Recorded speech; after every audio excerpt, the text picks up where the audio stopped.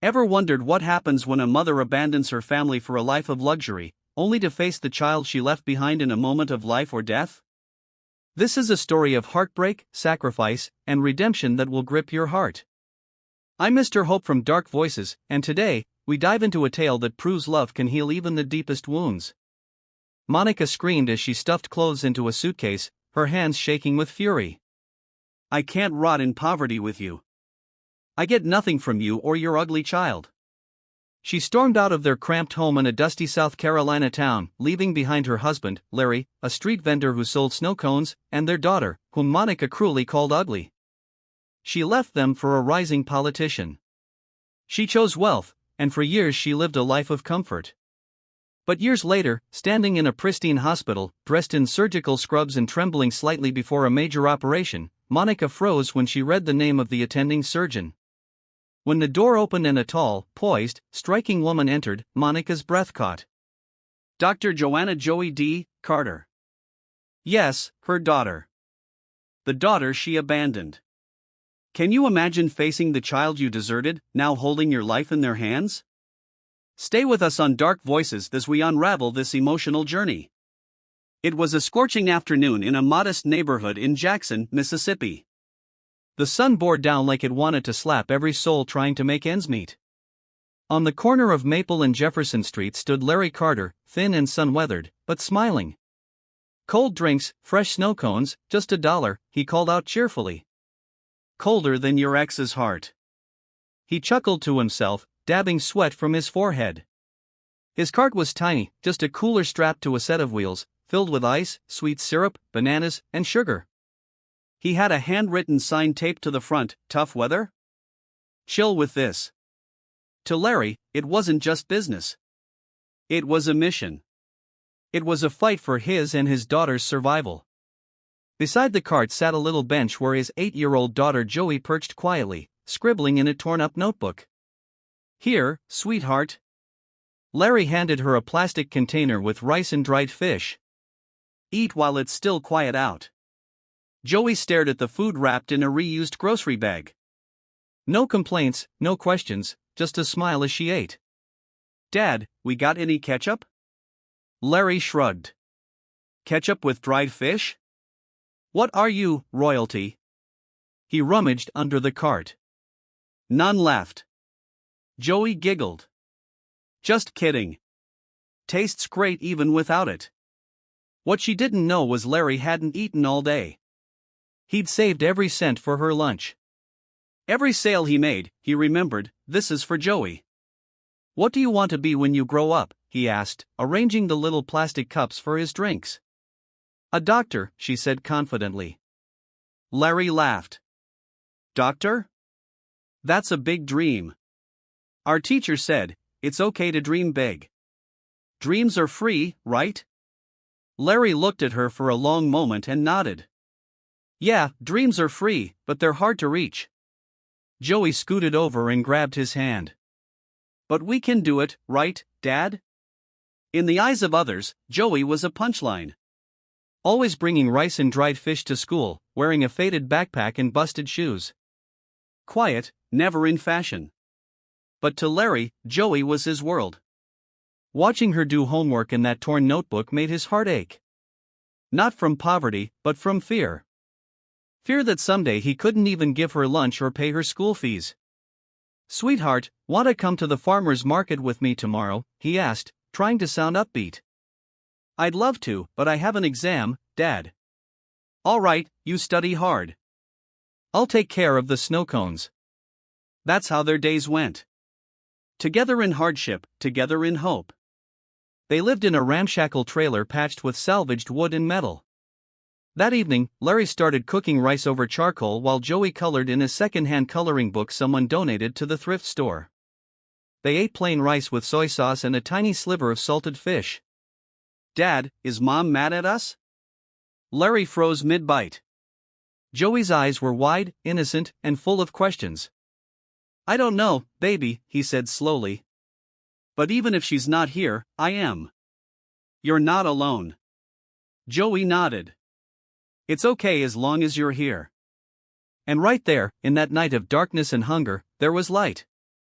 A love so fierce no abandonment could erase it. That night, Larry watched Joey sleep. He ran his fingers gently through her hair and whispered, "One day, sweetheart. One day you'll be the one to cool the world when it's burning with pain." What would you do if the world mocked your dreams, but your heart refused to give up? Keep listening to Dark Voices for a story that will inspire you to hold on.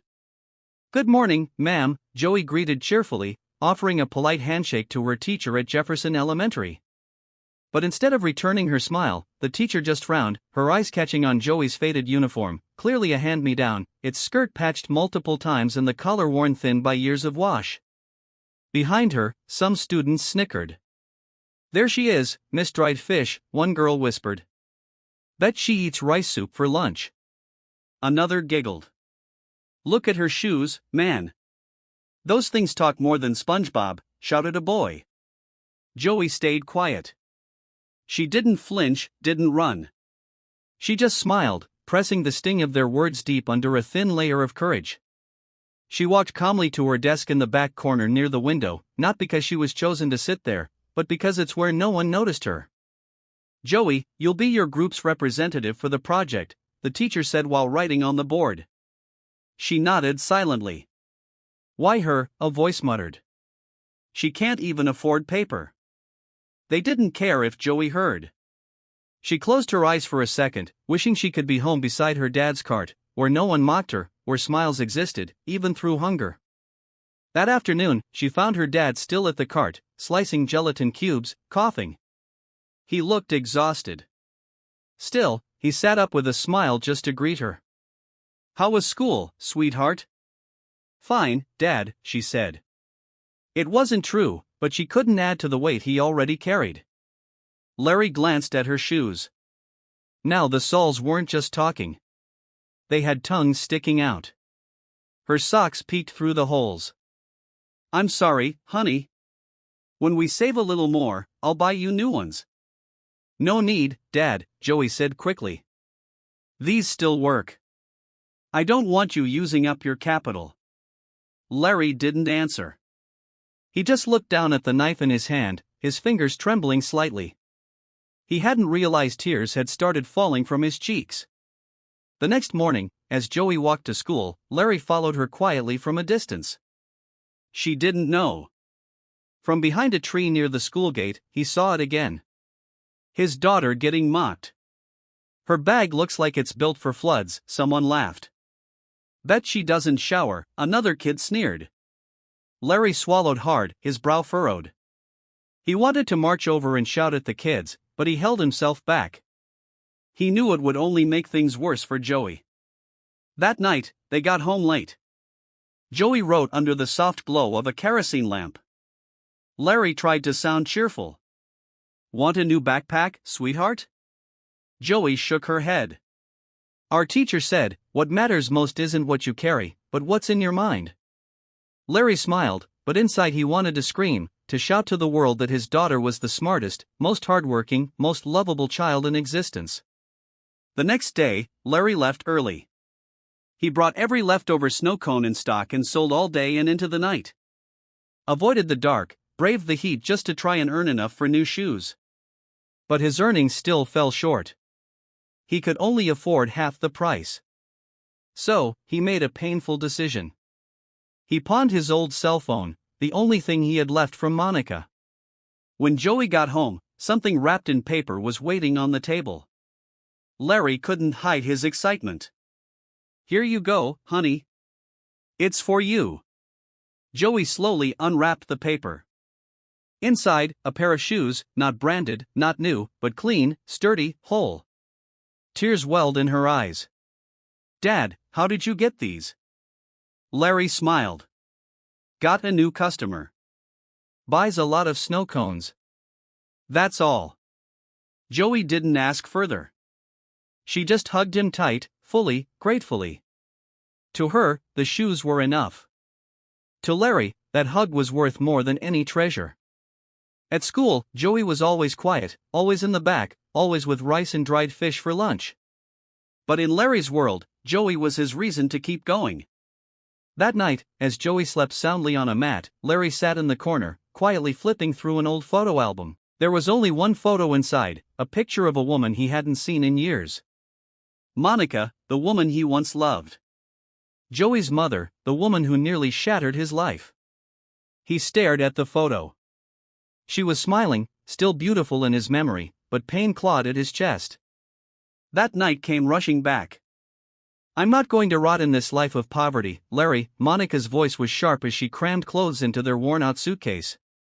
"You sell snow cones for a living, and all we eat is dried fish and rice every day. Our daughter is ugly and always hungry." Larry froze. "Monica, don't drag Joey into this. She's our daughter." "She's your daughter," Monica snapped, "and yes, I can't keep living like this while there's someone out there who can give me everything I want. A real man, a politician, the one who flirted with you while you were pregnant with Joey." Larry's voice was low, trembling. Monica didn't answer. She grabbed the suitcase and stormed out of the house. 3-year-old Joey chased after her. "Mommy, where are you going?" But Monica never looked back. She slammed the gate shut, severing every connection. Joey was left crying in the mud, clutching a torn toy. Larry stood frozen like a tree struck by lightning, unmoving, disbelieving. "I'm sorry, baby," he whispered, hugging Joey tightly. "It's just us now. Just us." Years passed. Larry returned to the present, staring at Joey. She was still young, but life had aged her. She slept peacefully under the mosquito net. Even as dogs barked and rats scratched at the ceiling, Larry clutched Monica's photo one last time and folded it slowly. "I don't need you anymore," he murmured. "But my daughter, she should never feel like the world left her behind." A few days later, Joey's teacher handed out a list for a school project, a family tree assignment. Each student had to illustrate their family and include photos of their parents and, if possible, grandparents. Joey looked silently at the paper. She had no photo of her mother. She barely remembered what Monica even looked like. That evening, while eating rice and soy sauce, she asked, "Dad, do we have any pictures with Mom? You know, all 3 of us." Larry's hand froze, spoon halfway to his mouth. "Why do you ask, sweetheart?" "It's for a school project," she replied. "A family tree." Larry was quiet for a moment, then stood up. He retrieved the old photo album he'd kept hidden. Handing it to her, he said, "This is the only one we have, honey. But I want you to know, even if your mom left us, I never did. You were never alone." Joey studied the photo. A family that looked whole on the outside, but shattered within. The photo didn't capture the pain, not the screaming, not the tears, not the door that slammed shut, but Joey felt it. She said nothing. She quietly glued the photo into her project, and beneath it, in tiny handwriting, she wrote, "We were once whole. Now it's just us, but that's enough." At school, classmates showed off their colorful family trees filled with smiling photos and bright decorations. Joey gently placed hers on the table. Silence. "That's it?" one student asked. "Looks sad. You don't have a mom." Joey nodded. "No, but I have a dad, and he never left me." The room fell silent. For the first time, no one laughed. No one teased her. Maybe it was the way Joey said it. Not angry, not bitter, but firm, whole. From the back of the room, Mrs. Perez smiled. So many kids with full families, but empty hearts. And here was Joey with just one parent. Yet her heart was full. That night, Larry read Joey's project. Tears welled in his eyes. "We were once whole. Now it's just us. But that's enough." Joey had never asked to find Monica. She'd never resented her. Larry cried, not because Monica left, but because God had given him a daughter stronger than he could ever be.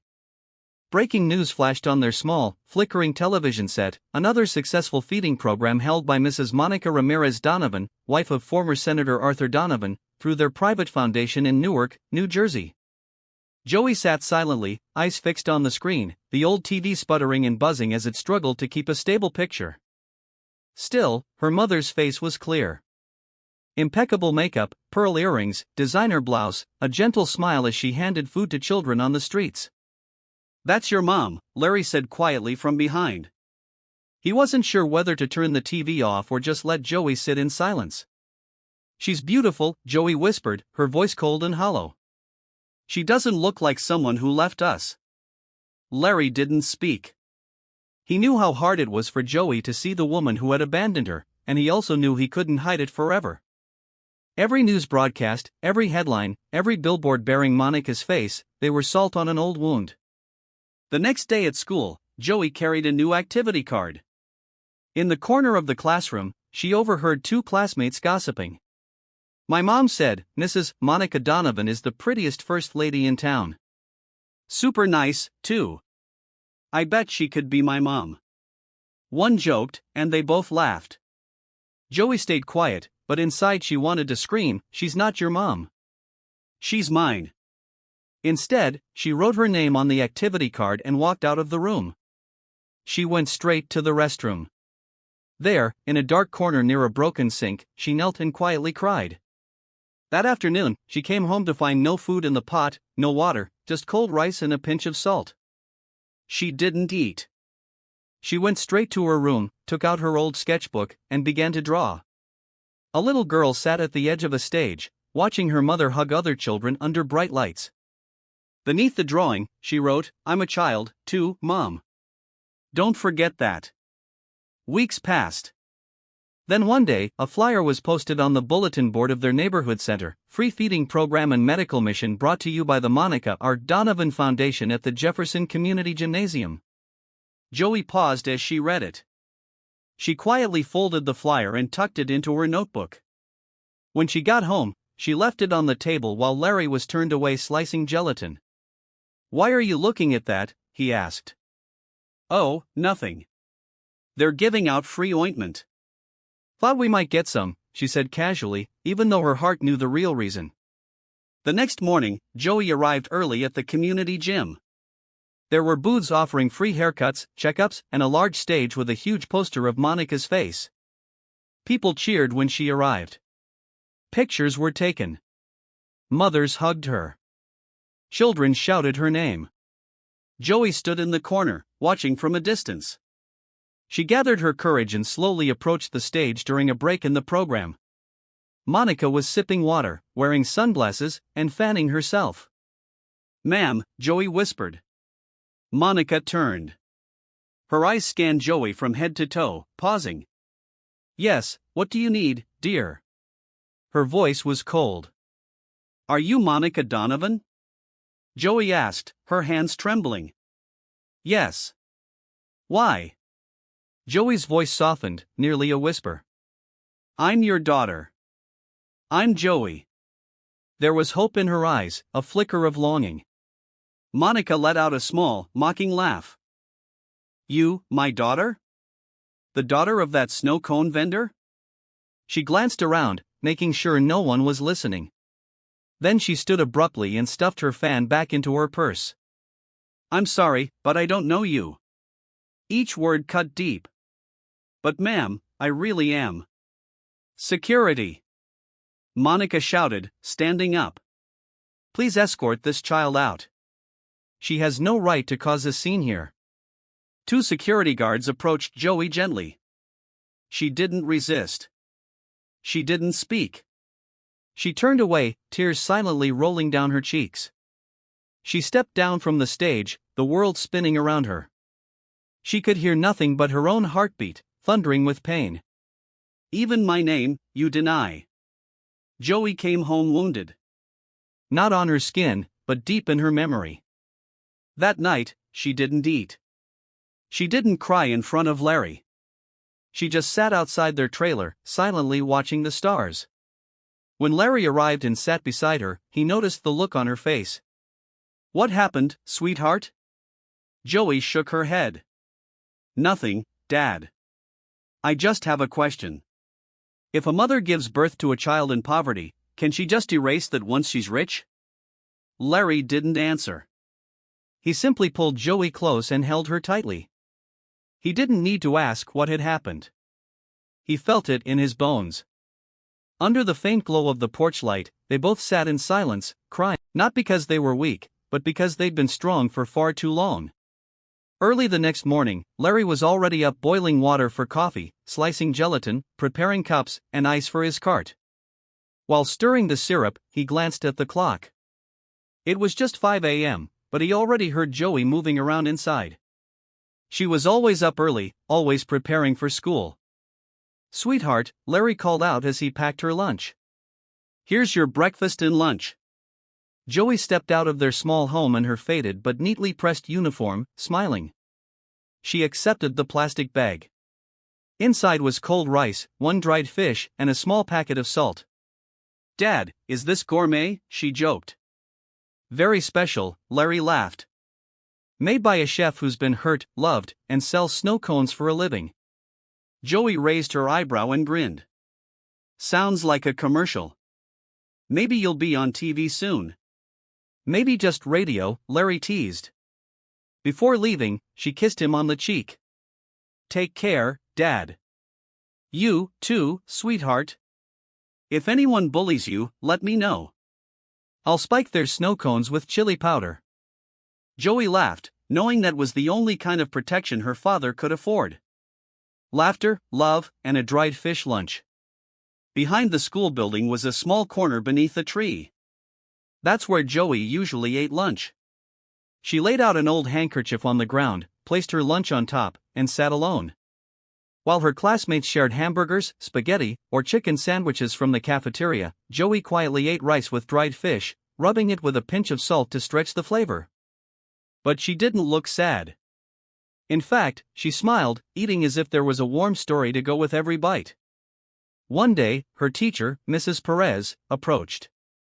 "Joey," she said gently, "why do you always eat here by yourself?" "I'm used to it, ma'am," Joey replied between bites. "It's breezy here." Mrs. Perez noticed Joey's lunch. Plain rice, dried fish, no drink, no fruit, no sandwich. But she also saw Joey smile. "Is dried fish delicious?" "Very," Joey answered, "especially when it comes from someone you love." Mrs. Perez paused. At Joey's young age, she spoke with such depth. The child wasn't hungry for food. She was full of love. Even if their home lacked money, it never lacked that. A few days later, the school held an unannounced inspection. Officials from the Department of Education arrived to assess student conditions. One of them passed under the tree and spotted Joey quietly eating her usual rice and dried fish. A female official paused and watched. "Why doesn't she eat with the others?" she asked. Mrs. Perez approached and introduced herself. "She's one of our brightest students," she said proudly. "Not very outspoken in class, but her test scores are nearly perfect." "Do you have a scholarship program?" the official asked. "Yes, but it's limited. We rely on donors." The official nodded, then turned her gaze back to Joey, who was now folding up her handkerchief and tidying her things. She threw away the salt wrapper, packed up her plastic container, and placed it carefully in her bag, neat, disciplined, respectful. What Joey didn't know was that someone had just seen her, really seen her. And in the quiet strength of her smile while chewing dried fish, a heart somewhere began to soften. That evening, father and daughter ate together under the glow of a kerosene lamp. Larry was exhausted after pushing the cart all day. Joey was quiet, bent over her notebook. "Dad," she said softly. "When I'm rich, I'll never leave you." Larry paused mid-bite. "Why would you say that, sweetheart?" "Some kids at school say rich parents trade in their moms and dads for cooler ones." Larry brushed Joey's hair gently. "Sweetheart, it's not money that raises you. It's love. Remember that." Joey hugged him. "My dream is to be a doctor. So when you're old, I can take care of you." Larry laughed, though his eyes were red. "Then study hard for tomorrow's test. One wrong answer and we'll be back selling gelatin together." "Deal, Dad," Joey grinned. They both laughed.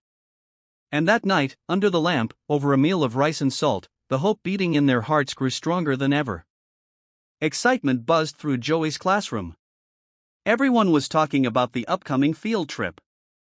Students tried on new backpacks, shared snacks they'd bring, and bragged about buying new phones just for pictures. "Joey, are you going?" asked Angela, one of the few kind classmates.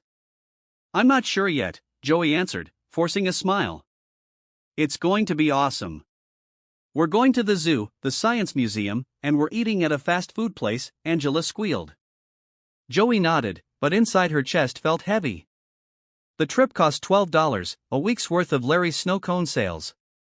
That afternoon, Joey placed the flyer on the table while Larry was cutting gelatin. "Dad," she said softly, "we have a field trip. I'd like to go, but it's okay if I can't." Larry stopped, picked up the flyer, and read the amount. $12. He closed his eyes, the weight sinking in. "Do you really want to go?" "Yes," she said quickly. "But I don't want to be a burden. I know we're short right now." Larry looked at his daughter, so mature, so understanding, still just a child with small dreams. The next day, he walked farther than usual, not just to the usual market, but all the way to a neighboring town, searching for cheaper ice and bananas. He stood under the sun, selling at street corners, in markets, churches, bus stops, even cemeteries. For 3 days, he barely ate. He only tasted the snow cones to check for sweetness. That was his breakfast, lunch, and dinner. Still, the money wasn't enough. That night, he sat outside staring at his only remaining possession, an old pedicab. It was his last asset aside from the snow cone cart. He gently ran his hand across the seat. "I'm sorry, old friend," he whispered. The next day, he sold it for cheap, but enough to cover Joey's field trip and buy a little extra food. When Joey came home, Larry greeted her with a smile. "Sweetheart, your trip is paid for." Joey gasped. "Dad, how?" "I got a new job," Larry lied smoothly. "Office assistant. I handle papers and deliveries." Joey's eyes lit up. "Wow, like a desk job?" "Yep," Larry grinned. "Got a nameplate and everything." In truth, Larry had begun delivering water jugs and propane tanks in the next town, pushing them by hand with his cart. No office, no desk. His workplace was the street. His air conditioning was the blazing sun. His nameplate was the sweat-soaked lettering on his old t-shirt. "Even got an office outfit, kiddo. Polo shirt and slacks," he joked. "I'm proud of you, Dad," Joey beamed, hugging him tightly. Larry couldn't meet her eyes. The lie was small, but it shielded her from worry and preserved her joy for the trip. Field trip day arrived. Joey was dressed and ready, carrying a borrowed backpack from a neighbor with some bread, water, and a new blue hair clip gifted by Mrs. Perez. "Be careful, sweetheart," Larry said, walking her to school. "Yes, Dad. I'll tell you everything when I get home," Joey said excitedly. Larry smiled, hiding his exhaustion. As the bus took the students to the zoo, Larry pushed his snow cone cart through 2 neighborhoods, trying to make up for lost earnings. While other kids took pictures with giraffes and lions, Larry was drenched in sweat, feet numb, back aching. But he smiled, knowing his daughter was happy. That night, Joey returned bubbling with excitement. "Dad, I saw a giraffe. It's so tall, like a lamppost." "Oh, yeah? What else?" Larry asked, still selling snow cones in the dark. "There was a lion. Then at the Science Museum, I saw a spaceship. And we ate burgers and fries. My first time ever." Larry laughed. "Well, that's a good way to spend your $12. But it was worth it, Dad, because you made it happen." He looked at her standing proudly before him, thin, tired, but full of strength. He couldn't explain it, but he felt it. One day, this little girl would build a better life for them both. That night, they ate instant noodles. No TV, no fan, no new gadgets. But their home was full of joy. Not because of wealth, but because of a sacrifice no money could buy. Rain poured for an entire week. Larry had no income. Nobody was buying snow cones. No new delivery jobs came his way either. He spent most of his time waiting at the local water refill station, hoping someone might call him for a last-minute job. Despite earning nothing, he still woke up early every day. He cooked a little rice porridge with leftover grains and fish bones. That was breakfast. "Sweetheart, I'm walking you to school today," he said as he buttoned his old polo, the same one he wore to pretend it was his uniform. It was actually a second-hand shirt from a thrift store. "Yes, Dad. I want to see you in uniform," Joey teased happily. They smiled as they walked to the bus stop together. On the Jeep, Larry closed his eyes, clutching a bag with delivery forms and plastic ties.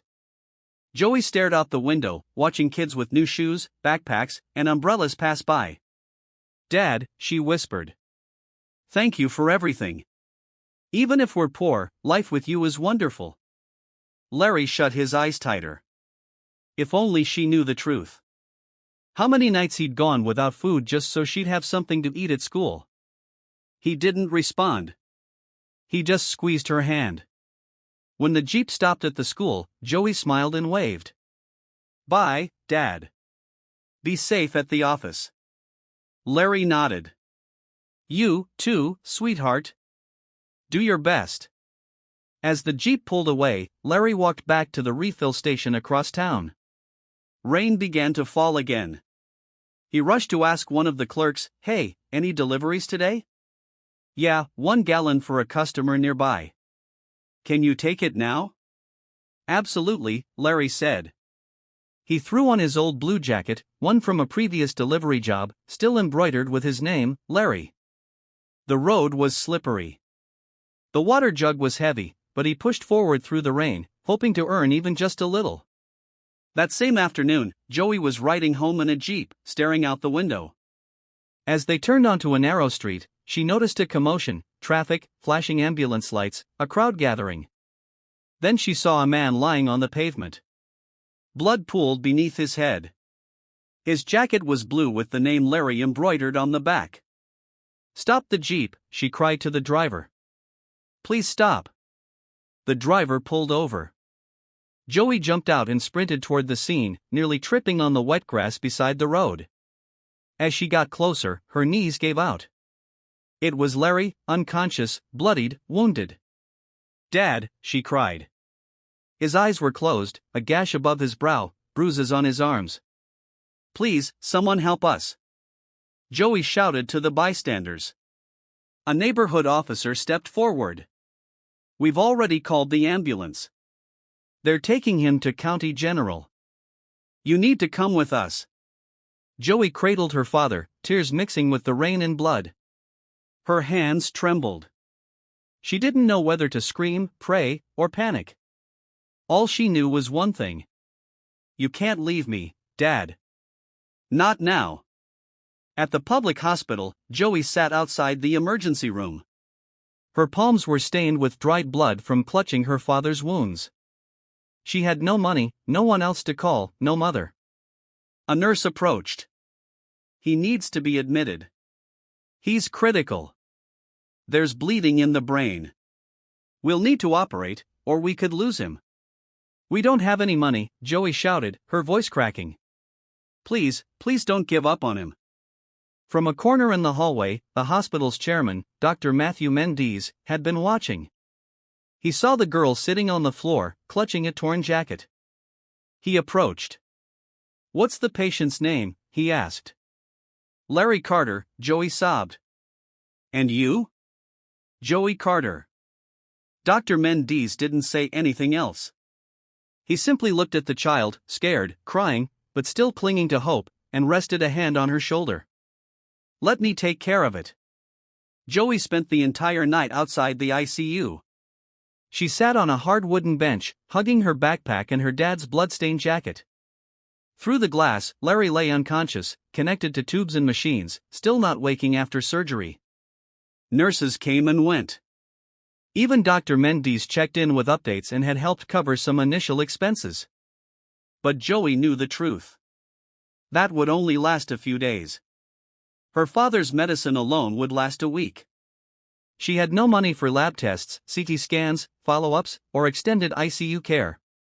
She thought of the one person she had avoided, the one she should have gone to long ago, her mother. The next morning, Joey wore an old blouse and skirt. She used coins left by a visiting neighbor to pay for a bus to the city, where her mother's favorite luxury restaurant was located. She carried a crumpled flyer from one of Monica's past charity events. Though her mother had humiliated her before, Joey had no choice. Her father's life was on the line. At the restaurant, she approached the front desk. "Mrs. Monica Donovan, is she here?" The receptionist raised an eyebrow. "And who are you?" "I'm Joey, her daughter." The woman hesitated. "One moment, I'll see if she'll take a visitor." Minutes later, Monica appeared, elegant in white, pearl necklace shining, designer bag in hand. But when she saw Joey in the lobby, her face tightened. "What are you doing here?" she asked coldly. Mom, Joey stammered. "Dad was in an accident. He's in the ICU. We don't have money." "Please stop right there," Monica cut in. She glanced around nervously, worried someone might notice them. "Don't call me Mom. I don't need your drama here." Joey's eyes brimmed with tears, but she stayed standing. "Even if you don't claim me, please help Dad just once." "Why would I help him?" Monica said flatly. "I owe him nothing." Joey took a breath. "He's dying. Even just once. Not for me. For the man you once loved." Monica paused. Something flickered in her expression. But pride won. She pulled out her wallet, took $100, and tossed it onto the counter. "There, that's my last help. But remember this, I don't have a daughter. I don't know you. Don't ever come back." Joey picked up the money. She didn't speak. She didn't beg for a hug. She didn't plead to be called daughter. Only one thing mattered, saving her father's life. As she left, she turned back and whispered, "Thank you. Even after everything, thank you." Monica didn't respond. She simply turned and walked back to her table, avoiding her own reflection. It took Joey nearly 3 hours to get back to the hospital. As soon as she arrived, she rushed to the cashier and used the money to pay the remaining balance. But the nurse explained, more lab work would be needed tomorrow. More tests, more expenses. Joey sat again outside the ICU and finally let herself cry. All the tears she'd held in came pouring out. "Why, Dad?" she whispered. "Why does it feel like she never loved us?" In her hand was a torn handkerchief. In the other, the money, feeling more like poison than help. Just before she drifted into sleep on the bench, Dr. Mendes approached. He carried a thermos of hot cocoa and a packet of crackers. "You talked to your mom?" he asked gently. Joey nodded. "She didn't recognize me. She didn't hug me. Didn't even call me her daughter." Dr. Mendes was quiet for a moment. "You know," he said, "not all parents are brave enough to take responsibility, but I do believe this. One day, the children they left behind will do something that makes them realize what love really means. And that moment, that's when they break." "Why?" Joey asked. "Because true justice isn't watching them suffer," Dr. Mendes said. "It's letting them see that you still know how to love even after they left you." Joey looked at him, eyes puffy. "Do you think Dad will wake up?" Dr. Mendes smiled. "Pray hard, and if he does, I'm sure the first thing he'll ask for is you." Joey hugged her bag tight.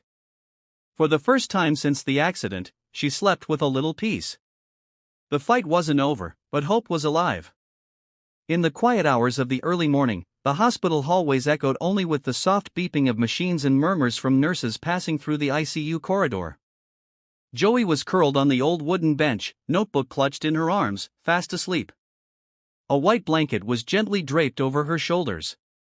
Dr. Mateo Mendes, the hospital chairman, stood nearby, clipboard in hand, his face marked by age and thought.